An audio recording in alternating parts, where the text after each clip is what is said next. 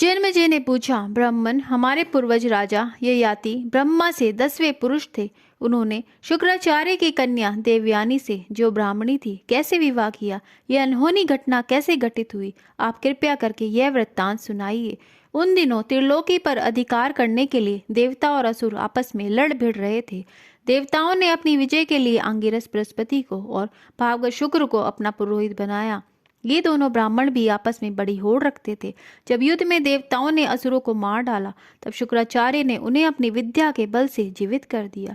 परंतु असुरों ने जिन देवताओं को मारा था, उन्हें बृहस्पति जीवित न कर सके। शुक्राचार्य संजीवनी विद्या जानते थे, परंतु बृहस्पति नहीं। इससे देवताओं को बड़ा दुख हुआ। वे घबरा कर बृहस्पति के बड़े पुत्र कच्छ के पास गए और उनसे यह प्रार्थना की, भगवान, हम आपकी शरण में हैं, आप हमारी सहायता कीजिए। अमित तेजस्वी विप्रवर शुक्राचार्य के पास जो संजीवनी विद्या है, उसे आप शीघ्र ही प्राप्त कर लीजिए। हम लोग आपको यज्ञ का भागीदार बना लेंगे। देवताओं की प्रार्थना स्वीकार कर कच्छ शुक्राचार्य के पास गए और उनसे निवेदन किया, मैं महर्षि अंगिरा का पुत्र और देवगुरु बृहस्पति का पुत्र हूँ। मेरा नाम कच्छ है। आप मुझे शिष्य के रूप में स्वीकार कीजिए। मैं 1000 वर्ष तक आपके पास रहकर ब्रह्मचर्य का पालन करूंगा। स्वीकृति दीजिए। शुक्राचार्य ने कहा, बेटा, स्वागत है, मैं तुम्हारा सत्कार करूंगा और मैं समझता हूँ कि यह बृहस्पति का ही सत्कार है। कच्छ ने शुक्राचार्य के आज्ञानुसार ब्रह्मचर्य व्रत ग्रहण किया। वह अपने गुरुदेव को तो प्रसन्न रखता ही गुरुपुत्री देवयानी को भी संतुष्ट रखता। 500 वर्ष बीत जाने पर दानवों को यह बात मालूम हुई कि कच्छ का क्या अभिप्राय है। उन्होंने चिढ़कर गो चराते समय बृहस्पति जी से द्वेष होने के कारण और संजीवनी विद्या की रक्षा के लिए कच्छ को मार डाला और उसके टुकड़े टुकड़े कर भेड़िए को खिला दिए। जब देवयानी ने देखा कि गौवें तो आ गई पर कच्छ नहीं आया, निश्चित ही उसे किसी ने मार डाला या वह स्वयं ही मर गया। पिताजी, मैं सौगंध खाकर कहती हूँ, मैं कच्छ के बिना नहीं रह सकती। शुक्राचार्य ने कहा, अरे तू घबराती क्यों है? मैं अभी उसे जिला देता हूँ। शुक्राचार्य ने संजीवनी विद्या का प्रयोग करके कच्छ को पुकारा, आओ बेटा। कच्छ का एक एक अंग भेड़ियों का शरीर छेद छेद कर निकल आया और वह जीवित होकर शुक्राचार्य की सेवा में उपस्थित हुआ। इस प्रकार असुरों के मारने पर दूसरी बार भी शुक्राचार्य ने कच्छ को जिला दिया। तीसरी बार असुरों ने नई युक्ति की। उन्होंने कच्छ को काटकर आग से जलाया और उसके शरीर की राख वारुणी में मिलाकर शुक्राचार्य को पिला दी। देवयानी ने पिता से पूछा, पिताजी, कच्छ फूल लेने गया था लेकिन अभी तक नहीं लौटा, कहीं वह फिर से तो नहीं मर गया? मैं उसके बिना नहीं जी सकती। शुक्राचार्य ने कहा, बेटी, मैं क्या करूं? असुर उसे बार बार मार डालते हैं। देवयानी के हट करने पर उन्होंने फिर संजीवनी विद्या का प्रयोग किया और कच्छ को बुलाया। कच्छ ने भयभीत होकर उनके पेट के भीतर से धीरे धीरे अपनी स्थिति बतलाई। शुक्राचार्य ने कहा, बेटा, तुम सिद्ध हो। देवयानी तुम्हारी सेवा से बहुत प्रसन्न है। यदि तुम इंद्र नहीं हो तो लो, मैं तुम्हें संजीवनी विद्या बतलाता हूँ। तुम इंद्र नहीं ब्राह्मण हो, तभी तो मेरे पेट में अब तक जी रहे हो। लो यह विद्या और मेरा पेट फाड़ कर निकल आओ। तुम मेरे पेट में रह चुके हो, इसलिए सुयोग्य पुत्र के समान मुझे फिर से जीवित कर देना।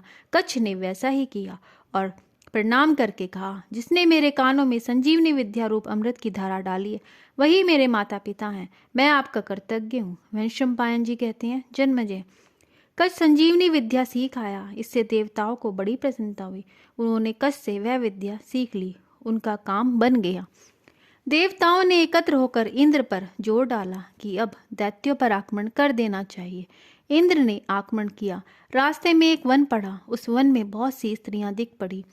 वहां कुछ कन्याएं जल क्रीड़ा कर रही थी। इंद्र ने वायु बनकर किनारे पर रखे हुए वस्त्रों को आपस में मिला दिया। कन्याएं जब बाहर निकली, तब असुरराज वृषप्रभा की पुत्री समिष्टा ने भूल से अपनी गुरुपुत्री देवयानी के वस्त्र पहन लिए।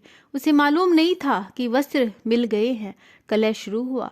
देवयानी ने कहा, अरे, एक तो तू असुर की लड़की और दूसरी मेरी चेरी, फिर तूने मेरे कपड़े कैसे पहन लिए? समिष्टा बोली, वाह री वाह, तेरे बाप तो मेरे पिता को सोते बैठते भी नहीं छोड़ते, नीचे खड़े होकर भाट की तरह स्तुति करते हैं, और तेरा इतना घमंड। देवयानी क्रुद्ध हो गई। वह समिष्टा वस्त्र खींचने लगी। इस पर दुबुद्धि समिष्टा ने उसे कुएं में धकेल दिया और मरी हुई जानकर बिना उधर देखे नगर में लौट गई। इसी समय ययाति शिकार खेलते खेलते घोड़े के थकने और प्यास लगने से विकल होकर पानी के लिए कुएं पर पहुंचे। कुएं में जल नहीं था। उन्होंने देखा कि उसमें एक सुंदरी कन्या है। राजा ने पूछा, सुंदरी, तुम कौन हो? तुम कुएं में कैसे गिरी हो? देवयानी ने कहा, मैं महर्षि शुक्राचार्य की पुत्री हूँ। जब देवता असुरों का संहार करते हैं तब वे संजीवनी विद्या द्वारा उन्हें जीवित कर दिया करते हैं। मैं इस विपत्ति में पड़ गई हूँ, यह बात उन्हें मालूम नहीं है। तुम मेरा दाहिना हाथ पकड़कर मुझे निकाल लो। मैं समझती हूँ कि तुम कुलीन, शांत, बलशाली और यशस्वी हो। मुझे कुएं से बाहर निकालना तुम्हारा उचित कर्तव्य है। ययाति ने उसे ब्राह्मण की कन्या समझकर कुएं से बाहर निकाल दिया और उससे अनुमति लेकर अपनी राजधानी लौट गए। इधर देवयानी शोक से व्याकुल होकर नगर के पास आई और दासी से बोली, मैं वृषप्रभा के नगर में नहीं जा सकती। दासी ने जाकर शुक्राचार्य से समिष्टा के व्यवहार का वर्णन किया।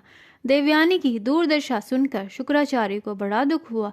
वे अपनी लड़की के पास गए और पुत्री को हृदय से लगाकर कहने लगे, बेटी, सभी को अपने कर्मों के फलस्वरूप सुख और दुख भोगने पड़ते हैं। देवयानी ने कहा, पिताजी, वृषप्रभा की बेटी ने क्रोध से आंखें लाल करके रूखे स्वर से कहा कि तेरे बाप तो हमारे भाट हैं, वे हमारी स्तुति करते हैं, हमसे भीख मांगते हैं। शुक्राचार्य ने कहा, बेटी, तू भाट, भीख मंगे या दान लेने वाले की पुत्री नहीं है। तू उस ब्राह्मण की पुत्री है जो किसी की स्तुति नहीं करता, बल्कि जिसकी स्तुति सभी लोग करते हैं। इस बात को इंद्र और राजा ययाति जानते हैं। ब्रह्मा ने प्रसन्न होकर मुझे अधिकार दिया है। भूलोक और स्वर्ग जो कुछ भी है, मैं उसका स्वामी हूँ। देवयानी की बात सुनकर बिना कुछ सोचे विचारे शुक्राचार्य वृषप्रभा की सभा में गए और क्रोधपूर्वक बोले, राजन, जो अधर्म करते हैं उन्हें तत्काल उसका फल चाहे ना मिले, लेकिन धीरे धीरे उनकी जड़ काट डालता है। यह सुन के वृषप्रभा ने देवयानी के पास जाकर कहा, देवी, मैं तुम्हें मुंह मांगी वस्तु दूंगा, प्रसन्न हो जाओ। देवयानी ने कहा, समिष्टा 1000 दासियों के साथ मेरी सेवा करे। यह सुनकर वृषप्रभा ने अपनी समिष्टा से कहा कि जाके देवयानी की सेवा करे, नहीं तो शुक्राचार्य दानवों को छोड़कर चले जाएंगे। समिष्टा ने देवयानी का, जहाँ भी तुम जाओगी वहाँ तुम्हारी सेवा करूंगी। विवाह के उपरांत तुम्हारे साथ जाऊंगी, वहाँ भी तुम्हारी सेवा करूंगी। एक दिन की बात है, देवयानी अपनी दासियों और समिष्टा के साथ वन क्रीड़ा कर रही थी। उसी समय वहाँ राजा नहुष के पुत्र राजा ययाति वहाँ आ गए। उन्होंने इन दासियों के बीच बैठी दोनों को देखा।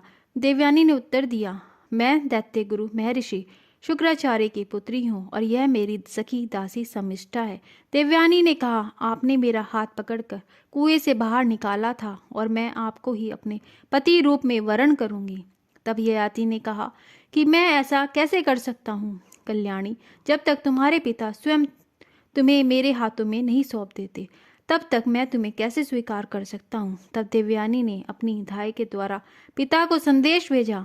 देवयानी की बात सुनकर शुक्राचार्य ने ययाति से कहा, राजन, मेरी लाडली लड़की ने तुम्हें पति के रूप में वरण किया है, मैं कन्या दान करता हूँ। ययाति ने कहा, ब्राह्मण, मैं क्षत्रिय हूँ, ब्राह्मण कन्या के साथ विवाह करने से मुझे वर्ण संकरता का दोष लगेगा। आप ऐसी कृपा कीजिए और वर दीजिए कि वह महान दोष मेरा स्पर्श ना कर सके। शुक्राचार्य ने कहा, तुम किसी प्रकार की चिंता मत करो, मैं तुम्हारा पाप नष्ट किए देता हूँ। तुम मेरी पुत्री को पत्नी के रूप में स्वीकार करके धर्म का पालन करो। तदंतर शास्त्रोक्त विधि से देवयानी का पाणी ग्रहण संस्कार संपन्न हुआ। हरे कृष्णा।